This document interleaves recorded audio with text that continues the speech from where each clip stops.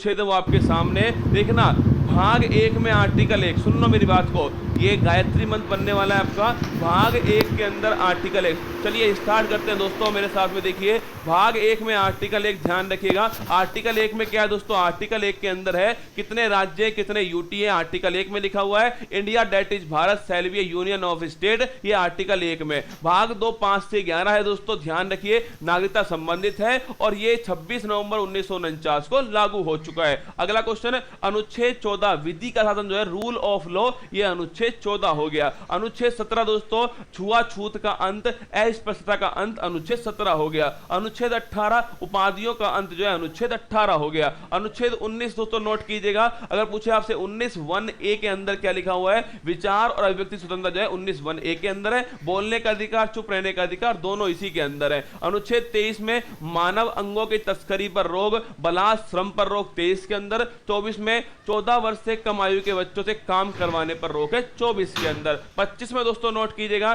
धार्मिक स्वतंत्रता का जो अधिकार है, व्यक्तिगत धार्मिक स्वतंत्रता का अधिकार, अंतःकरण की स्वतंत्रता जो है आर्टिकल 25 के अंदर है। व्यक्ति कोई भी धर्म अपनाए, कोई भी धर्म नहीं अपनाए, ये दोस्तों इसे तय करना है, राज्य इसमें हस्तक्षेप नहीं करेगा। आर्टिकल 32 दोस्तों संवैधानिक उपचारों का जो अधिकार है, आर्टिकल 32 के अंदर, ध्यान रखिएगा। 5 प्रकार की जो रिट है वो सुप्रीम कोर्ट जारी करता है, बंदी प्रत्यक्षीकरण, परमादेश, अधिकार परीक्षा, उत्प्रेषण और प्रतिषेध। इसके अलावा अनुच्छेद 37 में डीपीएसपी न्यायालय में प्रवर्तनीय नहीं होंगे, ये आर्टिकल 237 के अंदर लिखा हुआ है डीपीएसपी के बारे में, है ना। इसके बाद 39A, ध्यान रखिएगा, फ्री लीगल एड दोस्तों, निशुल्क विधिक सहायता जो है आर्टिकल 39A के अंदर लिखी हुई है और इसी के द्वारा NALSA national legal service authority की स्थापना की जाती है। इसके बाद देखिए अनुच्छेद 40 है, ग्राम पंचायत का गठन जो अनुच्छेद 40 के अंदर है। 44 में ध्यान रखिएगा दोस्तों, समान नागरिक संहिता, यूनिफॉर्म सिविल कोड जो है 44 के अंदर है, गोवा के अंदर लागू है। 47 में नोट करना, राइट टू न्यूट्रिशन जो है, पोषण का अधिकार जो है 47 के अंदर है।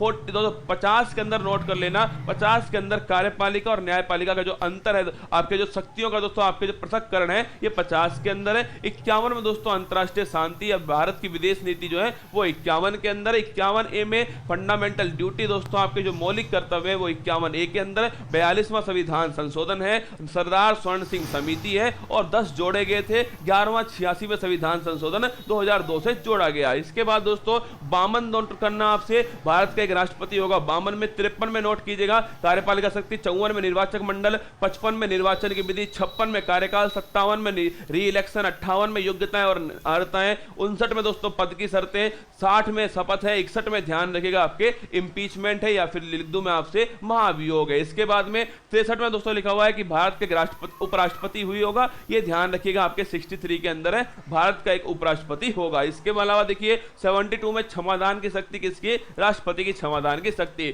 76 में नोट कीजिएगा दोस्तों, आपसे अगर पूछूं मैं आपसे महान्यायवादी कहां पर है, 76 के अंदर है, राष्ट्रपति के प्रसाद पर्यंत ये काम करता है। इसके अलावा 79 की बात करूं, संसद जो है ये 79 के अंदर दोस्तों, अगर पूछे राज्यसभा 80 के अंदर है और लोकसभा नोट कर लेना ये 81 के अंदर है। इसके अलावा 108 में ध्यान रखिएगा, ज्वाइंट सिटिंग के बारे में 108 में लिखा हुआ है। 110 के अंदर दोस्तों धन विधेयक के बारे में, धन विधेयक है या नहीं ये कौन तय करेगा, ये दोस्तों ध्यान रखिए आपके लोकसभा स्पीकर तय करने वाला है। और धन विधेयक ध्यान रखिए सबसे पहले आपके लोकसभा के अंदर आने वाला है, ज्वाइंट सिटिंग धन विधेयक और संविधान संशोधन विधेयक पर नहीं होने वाली है। इसके अलावा 112 के अंदर एनुअल फाइनेंशियल स्टेटमेंट है, वार्षिक वित्तीय विवरण है, जिसे आप बजट कहते हो, वो 112 के अंदर लिखा है। 123 में नोट करना दोस्तों, आपसे पूछे 1 2 3 में क्या है, तो राष्ट्रपति का अध्यादेश जो है 1 2 3 के अंदर है। 124 में सुप्रीम कोर्ट की न्यायाधीशों की नियुक्ति कैसे होगी, उनकी शपथ कैसे होगी, वेतन भत्ते क्या होंगे, कौन उन्हें हटाएगा, ये सारी बातें 124 के अंदर है। 1 2 9 में लिखा हुआ है कि सुप्रीम कोर्ट एक अभिलेख न्यायालय होगा, ये 1 2 9 के अंदर लिखा हुआ है। 143 नोट करना दोस्तों, इसके अंदर राष्ट्रपति जो है वो सलाह ले सकता है, किससे, न्यायालय से सलाह ले सकता है, ये 143 के अंदर लिखा है। 148 दोस्तों भारत के सीएजी के बारे में, कंप्ट्रोलर एंड ऑडिटर जनरल के बारे में लिखा हुआ है, सीएजी ध्यान रखिएगा 148। 153 दोस्तों राज्य का एक राज्यपाल होगा, ये 153 के अंदर लिखा हुआ है। इसके अलावा 161 राज्यपाल दोस्तों ध्यान रखिएगा, आपके राज्यपाल जो है अगर पूछे आपसे कि एडवोकेट जो जनरल है वो कौन से आर्टिकल में, ध्यान रखिए दोस्तों, एडवोकेट जनरल तो आर्टिकल है 165 और राज्यपाल की अध्यादेश की शक्ति किसके अंदर है, ये 161 के अंदर है। तो राज्यपाल की अध्यादेश की शक्ति जो है एक राजस्थी नहीं है। मैं 161 अगर पूछूं मैं आपसे तो ध्यान रखिएगा, 161 जो है दोस्तों आपसे पूछे राज्यपाल की क्षमादान की जो शक्ति है, ध्यान रखिएगा वो 161 के अंदर है, ये भी आप नोट करके रखिएगा ना। 164 के अंदर क्या है, मुख्यमंत्री जो है 164 के अंदर है, ये भी दोस्तों आपको ध्यान रखना है ना। आगे देखिए 165 के अंदर क्या है दोस्तों, आपसे पूछे 165 नोट करना, आपके जो एडवोकेट जनरल है वो 165 के अंदर है, महाधिवक्ता 165 के अंदर है, ये भी आप थोड़ा ध्यान रखिए ना। छोड़िए दोस्तों।